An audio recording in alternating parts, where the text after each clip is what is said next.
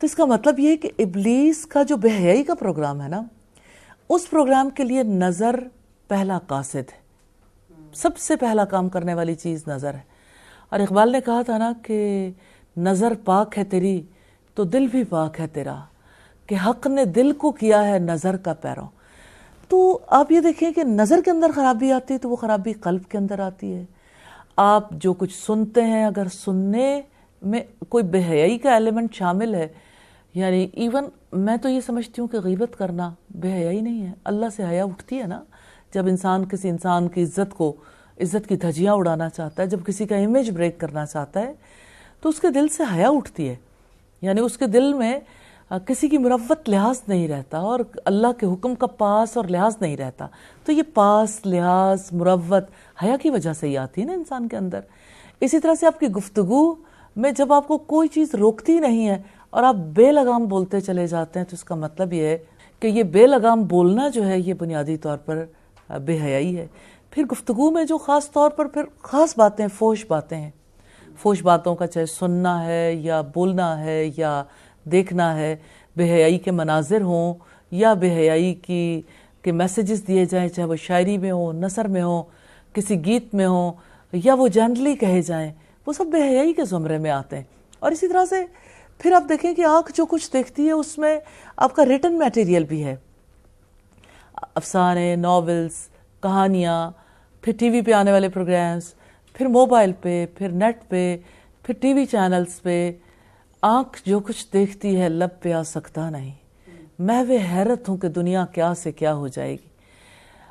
آج ہم جس جگہ پہ کھڑے، میں نے ابھی صرف انفرادی زندگی کے حوالے سے چند پہلو سامنے رکھے، اور باہمی تعلقات میں آپ رشتوں میں دیکھیے، ماں باپ اور اولاد کے تعلق میں حیا باقی نہیں ہے، اس لیے کہ ماں باپ اولاد کے خادم بن گئے، بچے کو مرکز بنا لیا نا تعلیمی نظام نے بھی، اور بچہ فیملی کا بھی مرکز بن گیا۔ اب سارے اس بچے کے پیچھے لگ گئے اور بڑے کا پاس لحاظ، اس کی عزت، اس کی حیا، سب کچھ ختم ہو گیا۔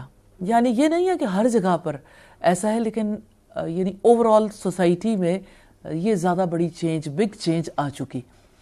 اب وہاں پہ پھر یعنی اگر بچوں کی طرف سے دیکھیں تو وہ دین جو ہمیں یہ کہتا ہے وَلَا تَقُلْ لَهُمَا اُفٍّ، کہ ان ماں باپ کو اف بھی نہیں کہنا، وَلَا تَنْهَرْهُمَا، ان کو ڈانٹنا نہیں ہے، وَقُلْ لَهُمَا قَوْلًا كَرِيمًا، اور ان کے ساتھ عزت کے ساتھ بات کرنی۔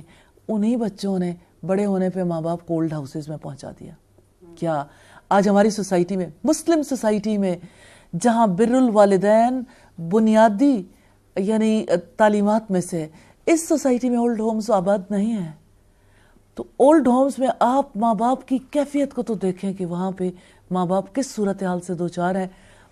حیا اٹھ گئی نظروں سے، اولاد اس رشتے کے احترام کرنے کے قابل نہیں رہ گئی۔ اسی طرح سے شوہر بیوی کے درمیان جو تعلق ہے، تو اس تعلق میں یعنی اللہ رب العزت نے شوہر کا حق زیادہ قرار دیا ہے بیوی کے لیے۔ جب اس کی شادی ہو جاتی ہے تو ماں باپ سے بھی بڑھ کر شوہر کا حق ہو جاتا ہے۔ لیکن بیوی، آج کی بیوی، آج کی عورت اپنے شوہر کے ساتھ جو تعلق رکھتی ہے، وہ اپنے آپ کو کسی بھی طرح سے اس سے کم محسوس نہیں کرتی۔ میں یہ نہیں کہتی کہ اسے جسمانی طور پر کوئی کمی لاحق ہے یا اسے اعمال کے اعتبار سے کوئی کمی لاحق ہے۔ اعمال جس نے بھی بہتر کیے اس کا درجہ بھی بلند ہے، اس کا اجر بھی زیادہ ہے، لیکن ایک رشتے کا لحاظ پاس ہوتا ہے نا، وہ لحاظ پاس نہیں رہ گیا۔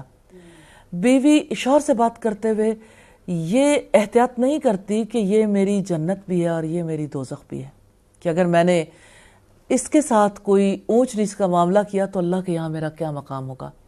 اسی طرح سے دیگر رشتے، بزرگوں کا وہ ادب نہیں رہ گیا سوسائٹی میں، ٹیچر کا، استاد کا وہ احترام نہیں رہ گیا، استاد بھی اپنے مقام سے گر گیا۔ اسی طرح سے اگر آپ دیکھیں تو ہمارے اگر سوشل انسٹیٹیوشنز کی بات کریں، ہم سوشل انسٹیٹیوشنز میں جیسے آپ کی ریاستی ادارے ہیں، ریاستی اداروں کا احترام اٹھ گیا۔ آج عدالت کا احترام نہیں ہے، آج انتظامیہ کا نہیں، انتظامیہ کا نہ فوج کا احترام ہے، پولیس کا احترام نہیں ہے۔ ایک نا ایسا لگتا ہے کہ جیسے ہر ادارے کو بے وقار کرنا شاید ہر ایک نے اپنا فرض منصبی سمجھ لیا۔ اسی طرح سے اگر آپ دیکھیں تو جس طرح ہمارے ریاستی اداروں کے علاوہ جیسے ایجوکیشنل انسٹیٹیوشن ہے، تو تعلیمی اداروں میں جب مخلوط معاشرت کر دی تو مخلوط معاشرت کے ساتھ ہی حیا اٹھ گئی.